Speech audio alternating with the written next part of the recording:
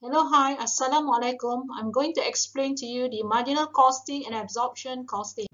So these are the topic outline where I'm going to explain the distinguish between the marginal and absorption costing, characteristics, comparisons of the two costing statements, profit reconciliations, advantages and disadvantages.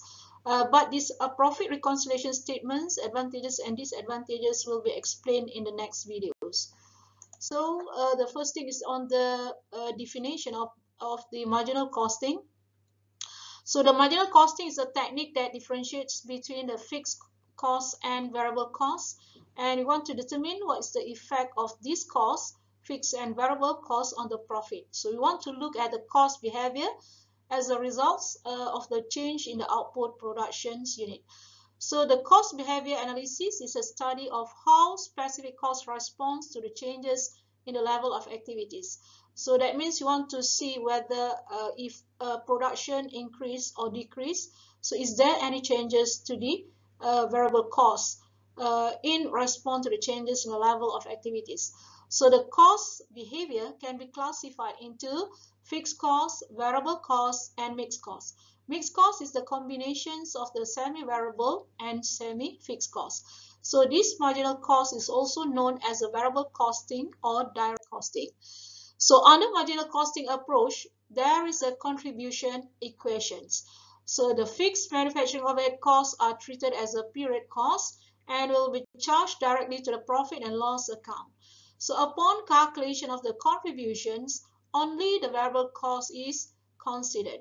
Therefore, the stocks or inventory of the finished goods will be valued based on the variable production cost only. Hence, the fixed cost has no part in the valuations of inventory. So the contribution is the amount of revenue available after the deductions of variable costs from sales. It is used to cover the fixed costs and to provide profit. So it is known as a contribution margin.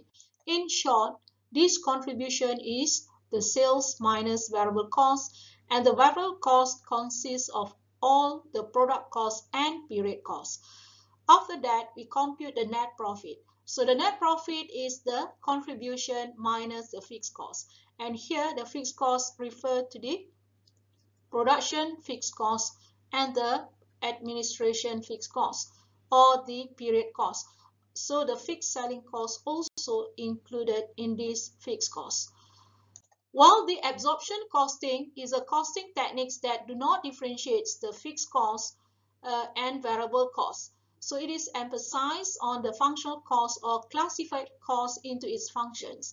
So example of a functional cost like the production cost, the admin cost, the financial cost. So under this absorption costing approach, all production overhead, which is the fixed production overhead, and variable production overhead is absorbed into product cost.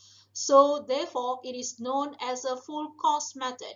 And similarly, the stocks of finished goods will be valued based on the full production cost. So under absorption costing, the gross profit is calculated. So this is how to calculate the gross profit, which is the sales minus production cost. And this production cost is at full cost, consists of the fixed production and variable production overhead. So further, the gross profit minus expenses, which is the fixed cost and variable cost expenses. For example, like the fixed admin costs, variable admin costs, or fixed selling costs and variable selling costs. As a comparisons of the two income statements, you can see that the main difference is under the cost of sales. For marginal costings, opening stock, closing stock, production costs are based on the variable cost. So the variable costs here are refers to the direct material, direct labor, and variable production overhead. So these variable costs, together with the non-production overhead, variable selling or variable admin or variable finance costs, will be deducted as part of the cost of sales, deducted from the sales to get the contribution margin. So under contribution margin, we less all the fixed costs, which is the fixed production overhead, fixed selling, fixed admin, to get the net profit or loss. Whereas in the absorption costing, component of the cost of sales, you can see that the opening stock, production cost, or closing stock is valued based on the full cost method, where the method combine the fixed cost and the variable cost. Production costs include direct material, direct labor, fixed production overhead, and variable production overhead. So this cost of sales minus the sales will give us the gross profit, and the gross profit will less expenses, both fixed and variable costs, the period costs, selling and distribution, administration, and financial expenses. That will give us the net profit before adjustment. We need to do adjustment because under absorption costing, we absorb the fixed production overhead based on the unit produced. So these adjustments will compare the fixed production overhead absorbed, which is computed as per AC, absorption costing, compare and contrast against the fixed overhead incurred, which is the overhead calculated under marginal costings. Then that will give us the net profit after adjustment. Okay, for better understanding, better for us to look at the example. So let us explore the production of Energy Water Limited. So here is the cost per barrel. Under marginal costing, you can see that the variable cost consists of the direct material, direct labor, variable overhead. There is no fixed overhead, so the cost per barrel is 16.5. And under absorption costing, we add the fixed overhead in addition to the variable production cost, which is the total cost per barrel is 17.75. So then the next statements is on the calculation of the inventory units for 2 years. In 2003, so the units produced is 70,000, units sold is 60,000, and we have the closing stock. So the closing stock brought forward to the next year, okay, and plus with the unit produced and the minus with the unit sold to get the closing stock. Okay, so this is the income statement for the year 2003, which is, you can see that sales minus all the variable costs, okay, variable production costs, and here in this example there is no variable non-production cost. So that will give us the variable closing stock. Closing stock value is 165, then minus the variable selling expenses 90, so that will give us contribution margin 1,620. And for the year 2004, the same thing, the same method applies. The sales minus the cost of sales, which consists of the opening stock plus with the variable production cost. So you got a total variable production cost of 1,650, and less with the closing stock value and less with the variable selling expenses to give us a contribution margin of 2,430. So then we minus with the fixed non-production overhead, fixed cost, or is a period cost, which is a fixed selling expenses 20, 30 for the fixed administration, and fixed manufacturing overhead is 100. So the net profit is 1,470, and similarly for the year 20x4. Okay, for the absorption costings, you can see that the difference is there is a fixed manufacturing overhead. So this fixed manufacturing overhead is 87.5. Okay, so 87.5. So this figure, and 125 for the year 20x4. So this is we will compute based on the fixed overhead per unit that we computed before, multiply with the unit produced. Okay, and this this will give us the gross profit of 1,635.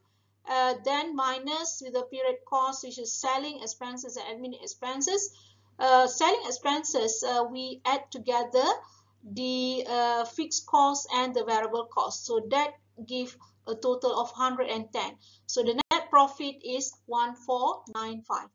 Okay, don't forget that we need to do adjustment for the absorption costing on the fixed manufacturing overhead absorbed and the fixed manufacturing overhead incurred.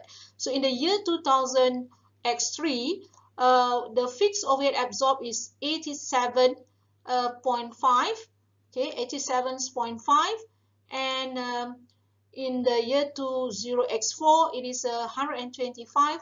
So compare against the fixed manufacturing overhead incurred, which is 100. So you can refer to the additional information here. Fixed manufacturing overhead costs are budgeted at 100,000 per annum. Fixed selling expenses are budgeted at 20,000 per annum, and fixed admin are budgeted at 30,000 per annum. So from this, we can identify that the fixed manufacturing overhead is under-absorbed for the 2000 X3 because the fixed manufacturing overhead absorbed is lower than the fixed manufacturing overhead incurred.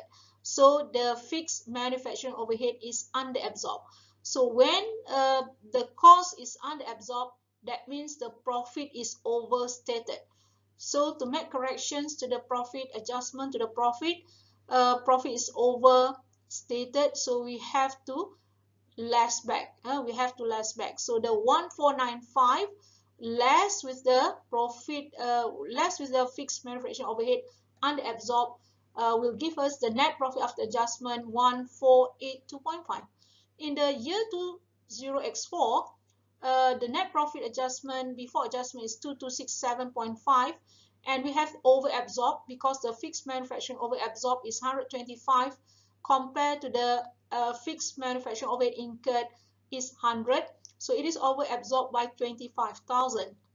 So when the cost is over-absorbed, that means the profit is understated. So when profit is understated, we have to add back. So we add the 2267.5 with the 25, then that will give us the net profit after adjustment of 2292.5. Okay, next profit reconciliation statements I will explain in the next video. Thank you very much for your attention. Assalamualaikum.